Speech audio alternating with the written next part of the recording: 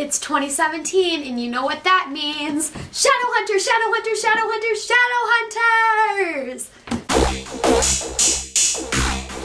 So pretty much all that I can say for the non-spoiler section of this video is that this show is making major improvements. Like I said, we wrapped up Shadowhunters Season 1 end of March, beginning of April, and with that wrapping up of Season 1, we hired 2 new showrunners, and Ed Decter has since left the show, and these 2 new showrunners have made some of their own changes, but from what I've seen, they are doing a really good job at taking the show and fixing a lot of its major problems. 2 big things that they've fixed that they commented on themselves in interviews or whatever is the weapons. They've completely changed those, and the CGI, which were 2 major problems Season 1, but we've also fixed the acting, the writing, some of the choreography for fight scenes. Like I said, we've also fixed the props and the CGI. There's still some things that need to be fixed as well, such as like pacing and score, but we're seeing an overall improvement in the show, and that's what's important because there's so many people that were frustrated by this show, didn't want to watch it, and this is about bringing everybody back and saying, here we are, we're going to make a second attempt, we're going to fix all of our mistakes, and we're going to go back into the season, and we're going to give people a show that's worth watching. And that's extremely important because if they're making an effort to improve, then that's all that matters. I'm really happy with what I saw in this first episode, and I'm excited to discuss it with you guys. So that's pretty much all I can say for the non-spoiler section for this video. So if you have not caught up on Shadowhunters yet, I would go and give it a watch. I think it's worth your time, especially if you were somebody who was disappointed by Season 1. It's definitely going to be worth a watch and worth getting back into. So I'm going to say goodbye to the non-spoiler people, and I hope you enjoy this first episode of Season 2. This first part of the episode starts out really weird. I rewatched it and it got a little bit better, but the scene in itself just seems really unnecessary and a little bit ridiculous. So we start out this episode with Jace on the boat where we left off in episode 13, and the seasons are pretty much hours apart, so we pick up almost immediately where Season 1 left off. Jace is on the boat and he's on this deck, and there's a whole bunch of dead bodies on the deck that he is looking at. And what you can assume is that these are a whole bunch of mundanes that did not survive the ascension process into becoming Shadowhunters, and now they're just like all laying there dead. And so he's looking at all of these dead bodies, and you can just see like the look on Dom Sherwood's face that Jace is just visibly upset at seeing this, because these are all of these mundanes that have been wasted at Valentine's hands. Because you have to remember, Shadowhunters were made to protect mundanes from all the downworlders, the demons, and all these things that they don't know about. Clary comes up to him, and she's portaled onto the boat, and now they need to go, they need to run before Valentine catches them. So I'm like, holy crap, this rescue's happening really quickly, and this could go downhill very fast. So then suddenly Valentine comes into the scene, and him and Jace start fighting. Few things with this scene. One, we get to see the new weapons, which are fantastically made. They are very close to the description in the book. They're metal, they have the black runes etched in them, and they glow on the inside, and it just looks really good. It looks as if they took the old weapons from Season 1 and put like a metal covering on them with the runes etched in. It just looks a lot better. It fits the vibe of the show. It fits the description in the books, and I'm very, very happy with the decision that they made because it fits, and I'm very, very happy with that. On the opposite hand, the soundtrack or the music, the score that is playing during this fight scene is so weird and extremely unnatural. It's like this weird techno music, if I could describe it in any way, but it's really loud, it doesn't fit, and it just takes away from the entire scene and everything that's happening, because all the choreography is really good, but it's hard to watch when you have this soundtrack that's really distracting. And there's another time where that comes up in the episode that I'll get to in a little bit, but we need to work on our music choices because sometimes they're really good, other times it's really bad. And this was one of those moments where it was really, really bad. So Jace and Valentine are fighting. Choreography is really, really great. and then Jace kills Valentine. And I'm thinking either 1, this is a dream, 2, it's a hallucination, or 3, we just screwed ourselves really quick. Which I was praying to God it wasn't the third thing, but the way that Shadowhunters is, God, who knows. So then Clary and Jace run down to the lower levels of the ships, and Valentine reappears. So either we didn't kill him the first time, or this is again a dream or a hallucination. So then Jace kills him a second time. And I'm thinking, well, damn hell, something needs to be up. And then we see that Jace never killed Valentine, and we see that as he pulls out his Seraph Blade from Valentine's dead body, that it was actually a mundane that survived the ascension process, and they were using a rune to disguise themselves as Valentine. So then Clary walks down to that lower level, and we're seeing that we're in a downworlder prison, and that there's a whole bunch of downworlders that are being kept in cages. And then Claire walks down, she pulls out her stelly, she traces a rune on her arm, and suddenly she becomes Valentine. And so we see that this was a test of loyalty to see whether Jace would trust Valentine. He failed, so then Valentine injects him with something to make him basically pass out so that he will resist fighting. And that's where that scene cuts, and then we cut to our opening credits. So that first scene, like I said, really weird, really strange, just didn't fit the vibes for me. I didn't see why it was necessary considering where it ended up. I don't think that it was necessary for Valentine to test Jace's loyalty. It didn't happen at all in the books. It felt unnecessary, and it felt like there was more things that we could be getting to. Yes, it was great to have an action scene in there right off the bat, but I don't know, But getting to the opening credits, they are so much better. I'm very happy with them and how they've improved. For one, we have a longer credits. We have a little bit more of the soundtrack that's playing, so it's not just like this quick 5-second clip. And we get to see a lot more like of the cast in it, and there's more of a montage. It's darker, it's grittier, it fits the vibe of the show a lot more, and it just looks better stylistically. It's not as weird and ridiculous. So I'm very happy with the changes that were made there. It looks a lot better, it fits the show a lot better, and I'm very happy with that and how it looks.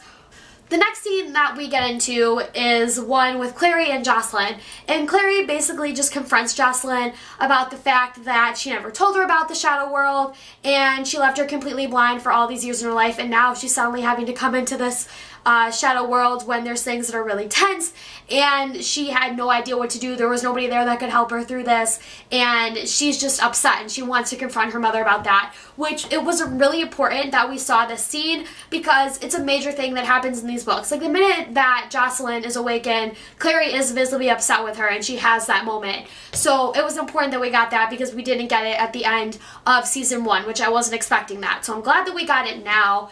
And after we have that, Clary takes out the JC box, she shows it to Jocelyn, says, I know about Valentine, I know about Jonathan, my brother, and he's still alive, his name is Jace, and we have to find him. So she shows him this box, I know that you had it, and etc.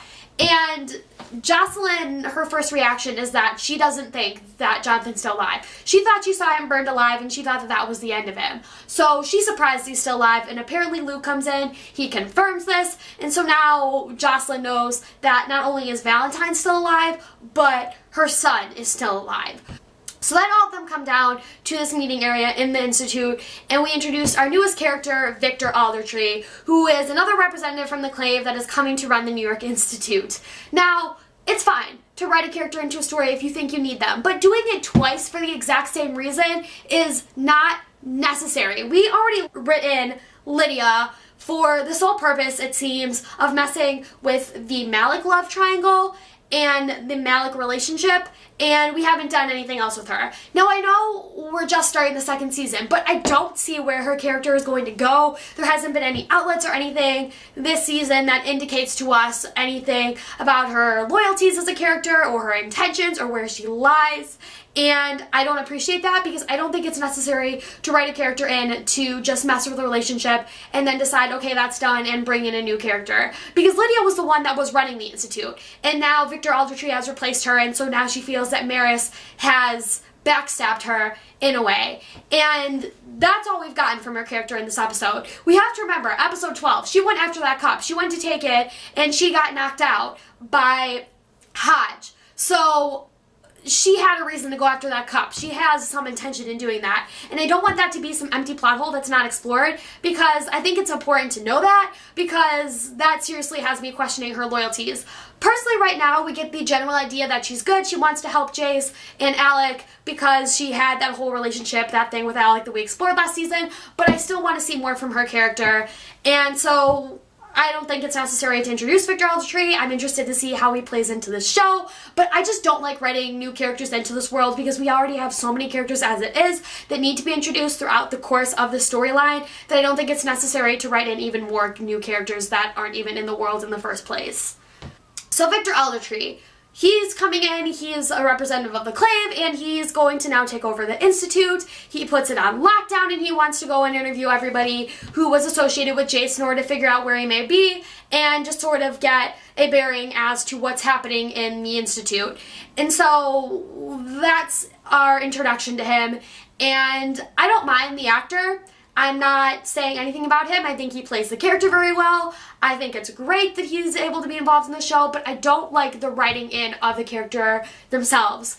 I don't trust him, and we already get that impression by the end of this episode, but I don't think it's necessary to write him in. Like I said, I'm interested to see how he plays into the show, but I don't like him at all, and I don't see the point of having him written into the show. Hopefully my mind changes as we get further into this show and we get to see more of him and Lydia and how these two new characters play into this world.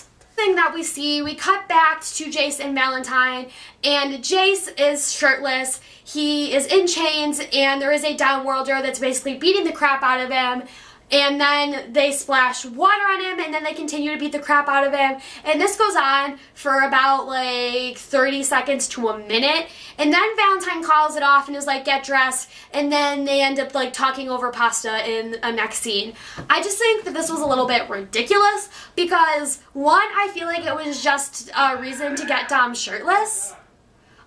Because we have like 3 shirtless guys in this episode, only one that was really necessary, and I think that would be Dom's, because I could see why they'd want to have him shirtless in the scene, although they could have easily done it with a shirt on, but whatever. So it felt weird because Valentine would never purposely hurt Jace or Clary for that matter, because they are his children, and I feel like that's just done to make him seem more brutal than he actually is, because Valentine, he's brutal and he's violent and his opinions are most definitely wrong, yes, but he's not the type of villain that's like super evil Disney type villain. He is written to be a villain where he's evil, but he believes his intentions are good, and he believes that he's doing the best for his people. So in a way, he's not that evil in terms of his intentions, because he's not doing it to be evil, but doing it because he thinks that that's what's best. And so I feel like it's ridiculous to make it seem like he's even more evil by beating up his child or having him be beat up. I just don't understand what the point of the scene was. I think that the show could have easily sufficed without it. I feel like it just wanted to add more like danger to the show and make Valentine seem more evil than he actually was. Also, there was lots of blood and it was just kind of gross and a little bit unnecessary. I don't know. I thought the scene was weird and I didn't appreciate it at all, and it wasn't fun to watch, and it just, I didn't like it. I didn't like it. I didn't think it was necessary. And we cut back to Jace and Valentine, and they're having this conversation over pasta, which is a little bit weird at first because, like I said, we have the scene where Jace is being beaten, then suddenly Valentine is like talking to him over dinner. It's just weird. Anyway, this scene happens. And at first it's really weird, but suddenly I remember this moment in the books where it's like very brief and really weird. But I remember Jace telling Clary this story about how his father for his birthday gave him like a bathtub full of spaghetti for him to swim in. That's mentioned in one of the books somewhere. I think it's one of like the first 2. But for some reason, I think it's really weird that the Shadowhunter writers will focus in on something as like minimalistic and unnecessary as that, but they're willing to miss out on very, very key plots of the show and twist and manipulate them. So, that. But the whole point of this conversation between these two characters is that Jace doesn't understand any of the decisions that Valentine made. He doesn't think that any of the decisions that Valentine made were for his own good, or helped him at all, or that he was any sort of father as Valentine wants him to believe. And he stands up for Lightwood, says that they were his parents, they were the ones that defended him, and they were the ones that raised him, and they were the ones that were there for him while Valentine basically left him abandoned. And then he retorts that, you know, I was the one that left you abandoned, I saved you, your mother abandoned you, and Idris. And then we flash back to this memory of Valentine ejecting into a pregnant Jocelyn demon blood. And so we find out that Jace has been experimented on by Valentine using demon blood in order to make this like superior shadow hunter by like fighting fire with fire, as Valentine describes it in a later scene. And again, this is more and more people are complaining that we're jumping the gun, because this is information that becomes a little bit later in the books. And I think that just the way this whole storyline is going, that I'm just interested to see where they're taking the information from the books, and I'm not going to be too concerned with when information's revealed and not revealed, as long as we're able to understand everything and that it's put out relatively clearly, which I'm pretty sure for the most part, at least in my opinion, that it was delivered clearly. You could understand what Valentine's intentions were, and you could immediately see that Jace was freaked out by this. This was another one, I think, of my favorite scenes in this episode, because Dom's acting has improved so much in this episode, and it just throughout this entire season. You can see that he just fits the character of Jace a lot more than he did before, and I really appreciate that, because it just felt awkward in the first season. There were moments where it just didn't work and wasn't Jace-like, and now we're finally getting to see that from his character. And I think it's because he's working alongside Alan Van Sprague, who is such a fantastic actor himself, that it really forces him to lift his expectations and to meet Alan Van Sprague's level. I love Alan Van Sprague. I think that he is the one actor in this show who has consistently delivered for me in every single episode that he was in, regardless of how bad the writing was. He was able to take his character and deliver it in the way that he was supposed to deliver it. And God, he is so fantastic. I am so glad that they found him as Valentine. If there's any actor that I am more than satisfied with, it is him. He plays Valentine so well, delivers his intentions perfectly, and God, I could not be more happy with him.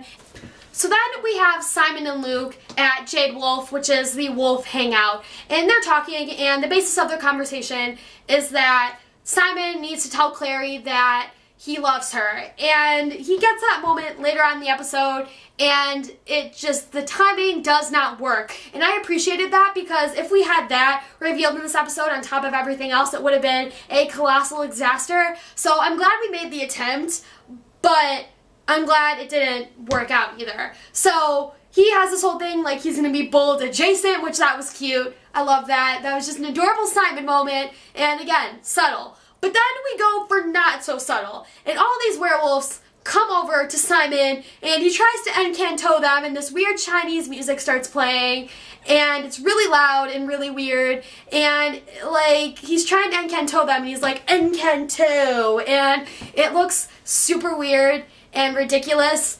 And I can't believe that anybody like wrote this and thinks this is funny, because yes, it was funny, but it was funny because it was so bad, not because it was funny because it was funny. So, comedy tip, Shadowhunters writers, subtle is better.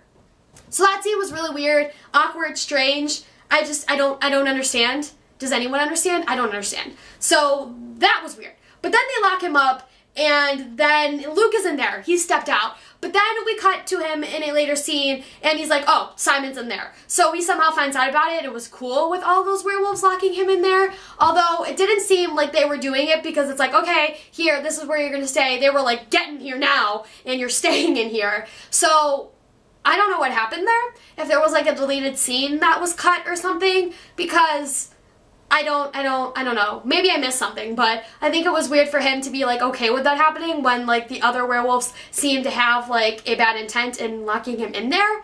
We have the scene where Clary and Izzy are training. There really isn't much out of it that happens in the scene, but the music, again, is really loud, really cringy, really annoying, and I don't appreciate it at all. You couldn't hear what either of them were saying because there was dialogue going on in that scene, and it was just extremely unnecessary. So then we have this conversation with Alec and Maris. He says he's going to go to Magnus, he wants to find Jace, and that he really doesn't care what his mother's thoughts or opinions are, and he pretty much says you're like talking out of your ass, because she responds to him that Jace is like a cancer, you need to cut it out of you, I don't care that he's your parabatai, and it's better if he dies because he's evil and he's siding with Valentine and you shouldn't trust him, and etc, etc, etc.